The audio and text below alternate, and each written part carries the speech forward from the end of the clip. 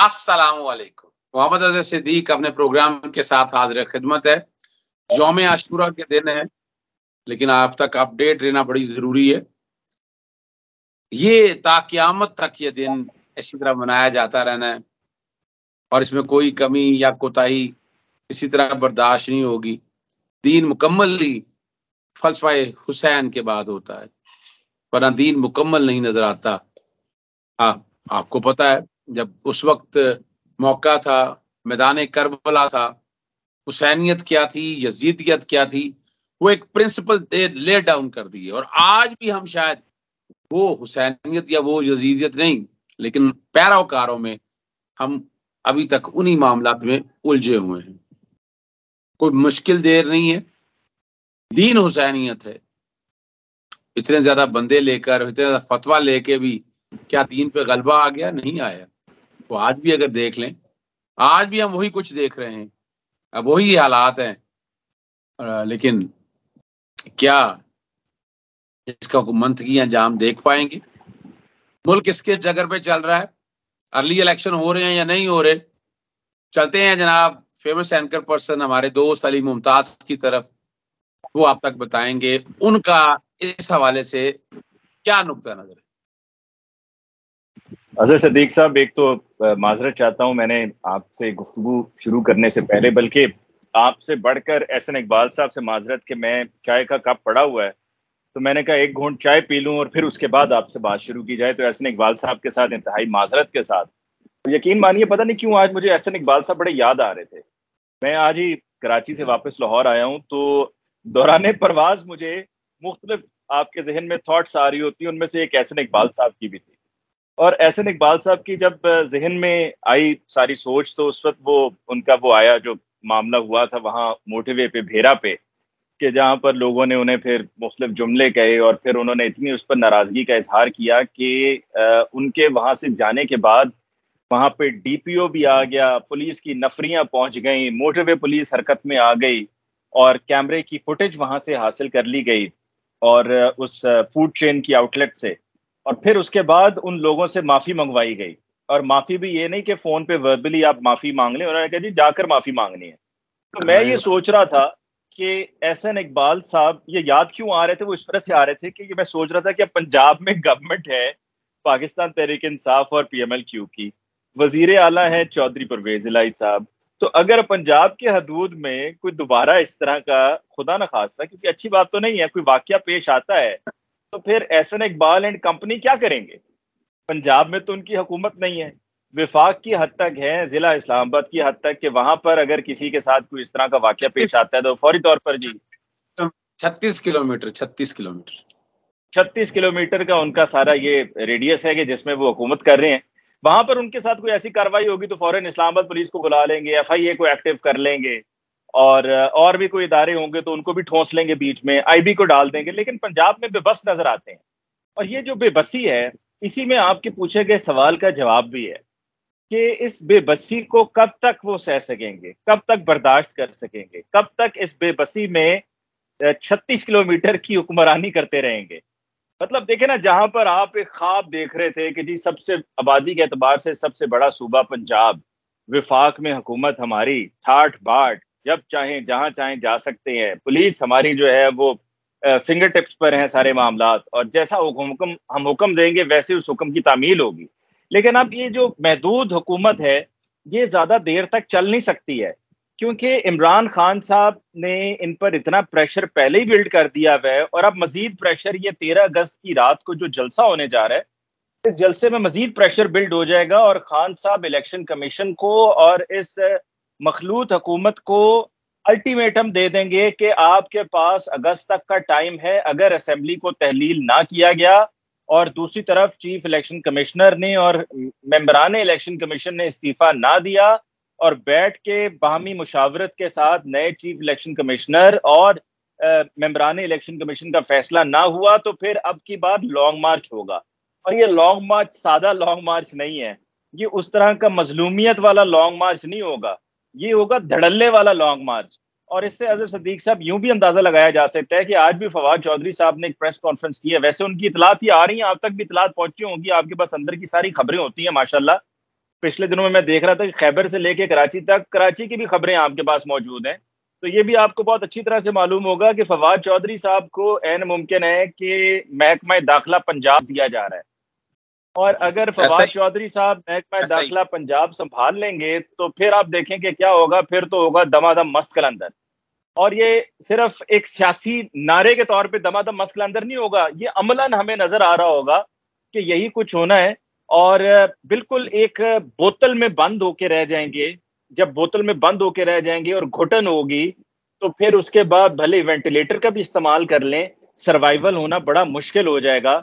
और मैं ये यकीन से कह सकता हूं कि जो अब की बार ये फाइनल राउंड होगा, इसमें साथ में पाकिस्तान अवामी तहरीक भी शामिल होगी, क्योंकि फवाद चौधरी साहब ने ना आज भी इस प्रेस कॉन्फ्रेंस में मॉडल टाउन का हवाला दिया है कि जो मॉडल टाउन के जिम्मेदारान हैं उनको माफी नहीं मिलेगी, उनको कानून के कटहरे में खड़ा किया जाएगा और उनको सजाएं भी होंगी। तो मॉडल टाउन का जब मामला बीच में आ जाता है तो पाकिस्तान अवामी तहरीक भी निकलेगी, वो भी फुली चार्ज होंगे। इधर से पाकिस्तान तहरीक इंसाफ भी अब एक नई जमात बनकर उभरी है। नई जमात से मुराद कि जिस तरह से उन्होंने स्ट्रीट पावर दिखाई है और मुकाबला किया उन्होंने फोर्सेस का 25 मई को, तो उनको रोकना मुश्किल ही नहीं नामुमकिन भी हो जाएगा। अच्छा, हम चलते हैं आगे। इमरान खान साहब की जो मोरालिटी के जो प्रिंसिपल देख लें, उन्होंने वो कोशिश की है उसका इतलाक कर सकें। जिन्होंने पार्टी में ब्लंडर किए, गलतियां की है, माफी हमने देख लिया नहीं है। रिसेंटली हम सुन रहे हैं पाकिस्तान अवामी तहरीक के जहांगीर तरीन, अलीम खान, नौन चौधरी, ये सारे इकट्ठे होके 2023 के इलेक्शन से पहले एक ये तहरीक, और अब जहांगीर तरीन कई जगह वो शर्ट के ऊपर लिखा हुआ एटीआई मैंने देखा है, अवामी तहरीक इंसाफ गालबन, एटीआई मैंने खुद लिखा देखा है। आप क्या महसूस कर रहे हैं? एक तरफ ये भी बता दूं आपको, मैं पाकिस्तान तहरीक इंसाफ को टूटता भी देख रहा हूं कि जब ये काबू नहीं आ रहे, किसी तरह से भी नहीं आ रहे, इलेक्शन की तरफ जा रहे हैं, तो अगला बार ये भी हो सकता है। दोनों बातों में क्या कहेंगे?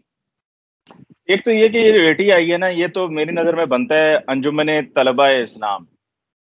ये जो एटीआई है ये पहले से ही एक तंजीम के तौर पे पंजाब के मुख्तलिफ इलाकों में मौजूद है, और अब अगर वो इसको एटीआई को तहरीक इंसाफ के साथ जोड़ना चाह रहे हैं तो वो कर सकते हैं। लेकिन बात सिर्फ ये है कि देखें, फायदा इसमें सिर्फ और सिर्फ खान साहब को है। वो अंग्रेजी में कहते हैं ब्लेसिंग इन डिस्गाइज, कि अगर ये छांटी हो जाए और छांटी होकर जो गंद है वो साफ हो जाए, जो मुनाफिक हैं वो एक तरफ हो जाएं, जो किसी ना किसी लालच और अपने जाती मफाद की खातिर पाकिस्तान तहरीक इंसाफ का हिस्सा रहे हैं, वो अगर छांटी होकर साइड पर हो जाएं, तो ये तो खान साहब को इससे बेहतर अपॉर्चुनिटी क्या मिल सकती है? मुरव्वतन हो सकता है कि खान साहब उनको खुद पार्टी से निकाल नहीं पा रहे हैं, बिकॉज वो ये नहीं चाहते कि उनको यूं निकाला जाए। अगर यूं निकाला जाएगा तो फिर एक वो ग्रज के साथ निकलेंगे, फिर पार्टी को और नुकसान पहुंचाने की कोशिश करेंगे।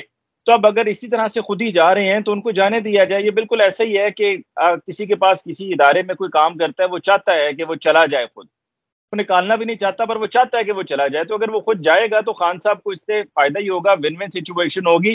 क्योंकि वो कहते हैं जी, पहले कहा जाता था अल्ताफ हुसैन के बारे में कि अगर जो है वो एमकेएम के टिकट पे कोई खंबा भी खड़ा हो जाए तो जीत जाएगा। फिर मरियम नवाज साहिबा कहती रही हैं बड़े जोरों शोर से कि नवाज शरीफ साहब का पीएमएलएन का टिकट बिकता है, टिकट चलता है। तो अब वो दौर गया एमक्यूएम अल्ताफ हुसैन वाला भी, अब वो दौर गया पीएमएलएन के टिकट के बिकने वाला भी और चलने वाला भी। अब दौर है पाकिस्तान तहरीक इंसाफ के टिकट का और इमरान खान साहब के टिकट का, जो कि वक्त गुजरने के साथ साथ हर किसी की ये कोशिश होनी है कि हम पाकिस्तान तहरीक इंसाफ का टिकट हासिल करें और इमरान खान साहब के साथ अपने आप को हम एसोसिएट करें। लेकिन जो आपके तहफ़्फ़ुज़ात हैं, जो आपके खदशात हैं अज़हर सिद्दीक़ साहब, वो सब अपनी जगह बिल्कुल ठीक हैं। लेकिन मेरी नज़र में इवेंचुअली इसका पाकिस्तान तहरीक इंसाफ को ही फ़ायदा हो रहा होगा। देखिए, बात तो ऐसी ही है, हालात और वाकयात भी ऐसे हैं। अली मुमताज साहब, अगर आप देखें पाकिस्तान में तमाम सियासी जमातों के लिए स्पेस कम हो गई है। अब वो वजह क्या है कि जो बयानिया इमरान खान ने रखा है वो तो कर ही नहीं सके। इनके पास गोल्डन चांस था कि वो भी उसी तर्ज हुक्मरानी पर चलते या लोगों के लिए आसाइशें फराहम करते। डॉलर इनसे पकड़ा नहीं गया, पेट्रोल की प्राइस हाथ से स्काई रॉकेट हो चुकी है और महंगाई इनके हाथ में कंट्रोल में नहीं है। आने वाले दौर में आप क्या देख रहे हैं? जो मैं समझ पाया हूं कि ये सियासी जमातें लगी हुई है एक प्लान के साथ कि इमरान खान को डिस्क्वालीफाई कराना है, और उसके लिए सर जोड़ के बैठे हुए हैं। तो यही नहीं कि डिस्क्वालीफाई कराना है, पार्टी भी हाथ से लेने की कोशिश करनी है, पार्टी को तोड़ने की भी साजिश होनी है। मुख्तसर सा जवाब दीजिएगा, अगर ऐसा है पॉसिबल तो क्या तरीकाकार होगा, अगर नहीं ऐसा पॉसिबल तो इसके पीछे कहानी क्या है? यानी कि इमरान खान साहब को नाअहल करवाने के हवाले से और पार्टी पर पाबंदी लगाने के हवाले से। माशाल्लाह अज़र सिद्दीक साहब, सवाल आपने जो पूछा है इसका सबसे बेहतरीन जवाब तो खुद आपके पास है और आप इस पर जो है वो गुज़श्ता एक हफ्ते से कई वीडियोस में मुख्तलिफ आर्टिकल्स का हवाला दे चुके हैं और धड़ल्ले से ये बता चुके हैं कि क्या होने वाला था, क्या हो रहा है। और उसमें आप ये पहले ही बता चुके हैं, जहां पर लोग बड़ी घबराहट का शिकार थे कि पाकिस्तान तहरीक-ए-इंसाफ पे पाबंदी लगने वाली है, तो वहां पर आपने उस फैसले से पहले ये बता दिया था कि इलेक्शन कमीशन ऑफ पाकिस्तान ज्यादा से ज्यादा जो फंड्स हैं उनको जब्त कर सकता है या वो शो कॉज नोटिस दे सकता है। तो एन बिल्कुल आपकी कही हुई बात के मुताबिक हुआ है। तो अब बात सिर्फ इतनी सी है कि आपकी उस राय के आगे मेरी क्या मजाल कि मैं कोई राय दूं। तो वो तो राय आपकी ज्यादा ज्यादा अहमियत रखती है और ज्यादा ठोस है। और यकीन मानिए कि जब आप ट्विटर में किसी स्पेस में मौजूद होते हैं और जब आपकी नई वाली तस्वीर भी जब सामने आ रही होती है, तो उस नई वाली तस्वीर को देख के मैं फौरन पहुंचता हूं कि जरा कुछ सवालात के जवाब लोगों को भी और मुझे भी क्लैरिटी मिलेगी और चीजें वाज़ेह होंगी। लेकिन बहरहाल एक बात मैं यहाँ पर कह देता हूँ अज़र सिद्दीक साहब, कि ये इमरान खान साहब पे पाबंदी शाबंदी नहीं लगवानी है इन्होंने, ना ही पाकिस्तान तहरीक-ए-इंसाफ पे इन्होंने की पाबंदी लगानी है। ये कहते हैं दिखाकर सज्जी मारना खब्बी। तो वो दिखाकर सज्जी खब्बी ये मारना चाह रहे हैं कि वो चाह रहे हैं कि कानून साजी करके ये जो ताहयात ना अहली का कानून है इसको खत्म किया जाए और इसके अंदर इनके जो टूल्स हैं वो सुप्रीम कोर्ट बार वाले हैं और सुप्रीम कोर्ट बार की जो पिटीशन है, जो उनकी दरख्वास्त है, उस दरख्वास्त को बुनियाद बनाकर ये कानून साजी करके नवाज शरीफ साहब की वतन वापसी के लिए रास्ता हमवार करेंगे कि चलो जी इसमें नवाज शरीफ साहब भी वापस आ जाएं और इमरान खान साहब को भी इसी कानून के तहत फायदा हो जाए और वो कह दें कि जी हमने चूंकि ये कानून है तो इस कानून के सहारे ये बच गए, वरना ये तो तायात नाअहल होते थे। ये सारा मामला है। आपने बड़ी आसानी के साथ बड़ी बेहतर अंदाज से ये बात कर दी, और ये बात अली मुमताज साहब, ये कई दफा तो बहुत संजीदा हल्कों में जब ये प्रोग्राम मेरे देखे जाते हैं तो इनपुट आके, और ये अल्लाह ताला का शुक्र है कि इलेक्शन कमीशन के फैसले से पहले मैंने 3 चीजें कही थी। एक तो मैंने कहा था ना इमरान खान नाअहल हो रहे हैं, ना पार्टी डिस्क्वालीफाई हो रही है, और आर्टिकल 6 के तहत फंड जो हैं वो जो कंपनीज के अकाउंट है वो कन्फिस्केट हो जाएंगे, और रूल 6 के तहत वो किस तरह कन्फिस्केशन होनी है वो प्रोसीजर देखा जाएगा। साथ मैंने कह दिया था कि इलेक्शन कमीशन अपने इख्तियारात से तजावुज करेगा, वो एफआईओ को, और वही काम उसने किया, आप देख लें। साथ मैंने एक और काम कहा था कि आर्टिकल 17 के तहत पार्टी को डिस्क्वालीफाई होने के लिए वफाकी हुकूमत लिखेंगे। ये दोनों काम इलेक्शन कमीशन नहीं कर सकता, ये मैं आज भी बता दूं। ये बदनीति पर मबनी है, और जैसे मैंने पिछले दिनों आपको पता है कि चीफ इलेक्शन कमीशनर और बाकियों के रेफरेंस सुप्रीम जुडिशल काउंसिल में ओवरसीज की तरफ से दायर कर दिया, और फिर एक और मैंने पिछले दिनों किया कि कंटेम्प्ट अपना हाथ के इज्जत का जो है वो नोटिस दे दिया, और जैसे ये छुट्टियां खत्म होगी इसमें इंशाल्लाह आने वाले दिनों में हम उसको चैलेंज भी करेंगे। और एक बात और बता दूं, ओवरसीज के पाकिस्तानियों की तरफ से ही लॉ जो है पॉलिटिकल पार्टीज ऑर्डर 2002 उसको भी चैलेंज कर रहे हैं, और जो इलेक्शन कमीशन का फैसला है उसको भी चैलेंज कर रहे हैं। Closing remarks. मेरी नजर में अज़र सिद्दीक साहब, सियासत एक फैसला कुन मोड़ में अब दाखिल होने जा रही है।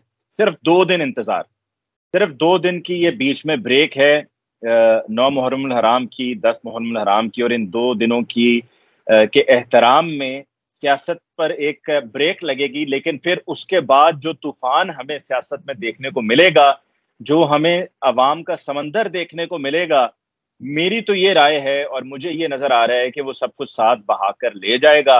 और खतरा सिर्फ पीएमएल-एन और उनके इत्तेहादियों के लिए नहीं है, बल्कि साथ साथ फिक्र उम्मे हरीम को भी बहुत है।